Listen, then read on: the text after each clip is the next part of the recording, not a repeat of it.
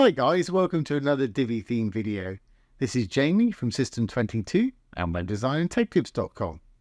Well, we got a fun one for you today. In yesterday's video, we showed you how to create a full page background image for your page. We did this globally using the customizer. Now this is great and it works perfectly. The only thing is that's going to appear on every page. Like we mentioned yesterday, if you've got existing layouts, it's not going to overwrite that. But if you're using a full page background image, that's the one that's going to show up. In today's video, we're going to show you how you can do it a couple of ways and have different images on different pages if you want to. Really easy to do. Let's take you through it. Okay, so here we are on the site, and in yesterday's video, we showed you how to add this full page image here, which is great, works perfectly. What if you want different full page images on different pages? Because the way we applied this today, it's going to appear on every background of every page on the site. But like we said, if you put backgrounds into your sections, you won't see that image if you have an existing layout. So we're going to explore a couple of options. The first way is a no coding way. Let's just take this image away. In yesterday's video, we went down to our dashboard to Appearance and Customize. And under the general settings up here, under background is where we put this image in. Let's just get rid of that one. We'll publish our changes. And if we go back to this page now and refresh, you can see that background image has now disappeared.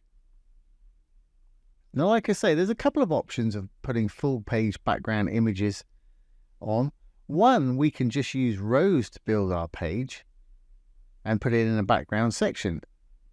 Let's go to the page that we built yesterday.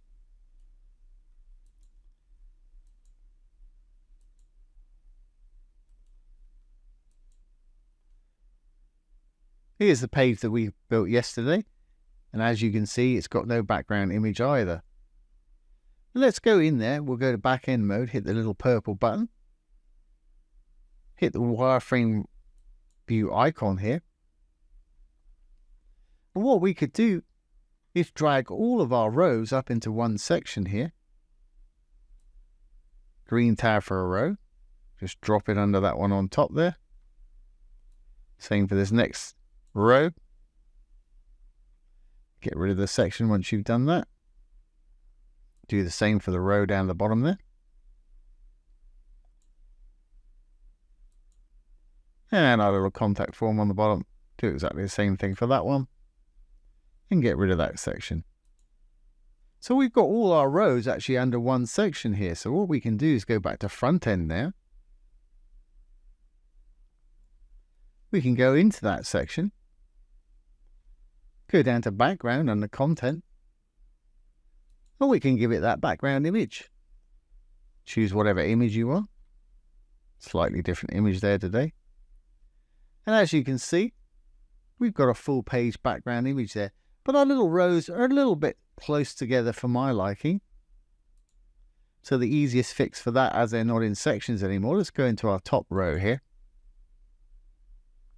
Green tab for the row. I'm just going to give it a little bit of margin on the bottom. Over in design and spacing is always where you find margin and padding. Let's give it, that's 50 pixels on the bottom. Obviously adjust yours to taste, and you can do each row individually if you want to. I'm just going to do that. I'm going to go back into the row itself, the green tab. I'm going to right click on that green tab so I'm not on that blurb module. I'm going to say extend row styles. I want it to do it for every row on this page. So I'm going to select this page. This section would have done as they're all in this section. I'm going to hit extend. And now all of our little rows have a little gap between them. And we've got a nice full page image there. That's one way of doing that. But if that doesn't fit in with your build, you may have a reason that you have to use sections. We can do it another way. Let's just save draft and exit. So that's worked out quite well. But like I say, sometimes you need to use different sections on a page for whatever reason.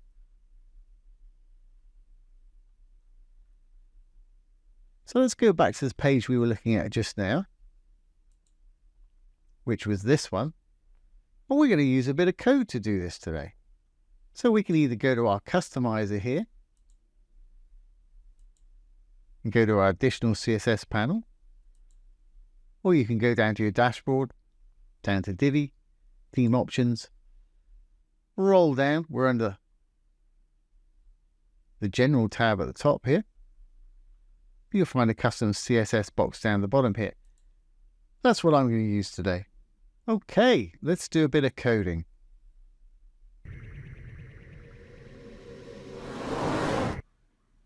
Okay, well, we've got to do a bit of CSS coding now, and don't let that put you off. It's really easy to do. I'll take you through it step by step. I'll also put any code I write down below, but you will have to modify it to fit your site, which is really easy, and I'll explain that in a moment. CSS coding is wonderful. Don't let it scare you. It can't break your site. Anything you do, if you just delete it, your site will go back to how it was. And it's a fantastic thing to learn. It really is. And it's kind of fun too. Well, I enjoy it anyway. Let's get back to the video. To get this done today, let's go to the page that we want to add the background image to. I'm going to right click and inspect it. I'm using Google Chrome here with the great inspector tools. Most browsers have this nowadays, but if yours doesn't, Google Chrome is a free download. What we need to do is find out the page ID. If we look down here, body class, page template, page ID 2332. So if I double click on that, it'll select all of these class names here. Every time there's a gap, that's a different class name. I just want the page ID 2332. So I'm going to copy that. We can go back to our theme options now. If there's something in there, you can scoot it down, or you can put this on the end, whatever works for you. I'm just going to scoot that down. That was a class name we copied, so all class names have a dot or a period. Then the actual page ID itself there. Then we can open and close some curly brackets. We can give it a background image if we want to. So I'm going to say background, background dash image, colon. Then we need to give it the URL of the image that we want to put in there. So I'm going to say URL. I'm going to open some rounded brackets. And inside, I'm going to put a couple of inverted commas. Inside those inverted commas, we can put the URL of whatever image we want to put on that page. So if we go up to the media library now, whatever image you want to put on your page, let's put this one on again, I guess the same one. Click on it. It'll take you to this page. You've got a file URL right there. You can select it and copy it, or you can just hit copy URL to clipboard. It'll tell you it's been copied. We can go back to our theme options to our code. Just inside those two little inverted commas there, we can paste the URL. Great. Let's save the changes now. Make sure you save your changes. You'll get a little green check mark. There it is. And if we go back to this page now, get rid of our inspector. Let's refresh and see what happens. And there we've got our image, but I think if I scroll, yeah, it's actually going to be fixed. So the actual site's scrolling up on top of it, which is okay, but it's not what I want. We could have achieved that by just putting the same image in all of our sections and using CSS parallax on it. I want it to be fixed so when we scroll down the page, it scrolls with the page so we can see all of that image. We can fix that quite easy with our code though. If we go back down to our theme options, I'm going to drop down after the little semicolon there, still within our little curly brackets. I'm going to write background dash attachment colon. I'm going to say scroll. But we need to force this because we're overwriting the initial styles there. So I'm going to say important. I don't like to use important, but sometimes when you're forcing stuff, you have to. That's exclamation and a word important. Put a little semicolon there in case we want to add another line of code and save the changes. Now let's go back to this page, refresh again. Now if I scroll down this site, hopefully that background should stay where it is. Yep, there we go. So we can see all of that nice image in the background there as it's scrolling down the page. And you can rinse and repeat this for any page. Just remember to get your page ID.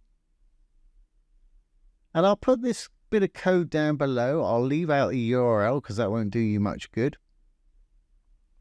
And also remember, you need to put your page ID in there. My page ID is not going to do you much good either, unless it just coincidentally happens to be the same number, which it probably won't be. Now, one other thing. If you've already done what we did yesterday in Appearance and Customize, we were in our general settings. In the background here, let's put that image back in there that we had, which was this image right here. We'll choose that image. We'll publish those changes. If you've already got that on a page and are happy with it, you might find if we go back to this full page, let's refresh one more time. Yep. You've got that old image in there, the one that we just put in the customizer. And like I say, we want different images on different pages. Very easy fix again. And I'm sure some of you have figured this out already. All we need to do is use that important again. We're just going to copy it, Control-C. I'm going to paste it just after our little curly bracket right there, or rather our round bracket, I should say, right there. And before that little semicolon, I'm going to paste it in there. We'll save our changes. Go back to our page. Now if we refresh, it should change from this image that we've got here to the one that we just put in with our CSS. So let's refresh. Fantastic. There's our other image just right there. So there's a couple of ways of adding full page images with the Divi theme. Like I say, it's not very obvious, but it's pretty easy to do. Like I say, the first way is with no coding, by putting everything in one section that we did with this page over here. That works fine, but if you feel that you need to use sections, you can do it with a bit of CSS coding, just like we did on this page.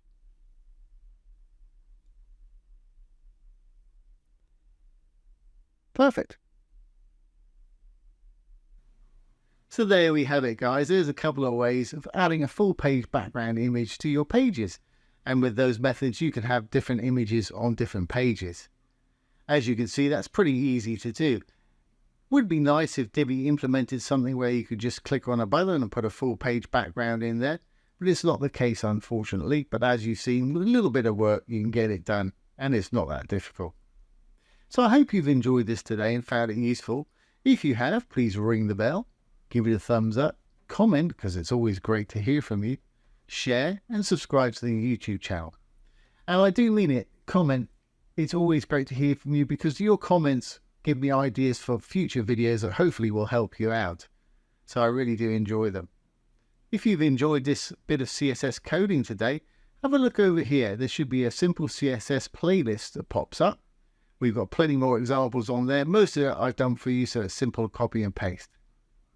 So once again, this has been Jamie from System22 and WebDesignAndTechTips.com. Thanks for watching. Have a great day.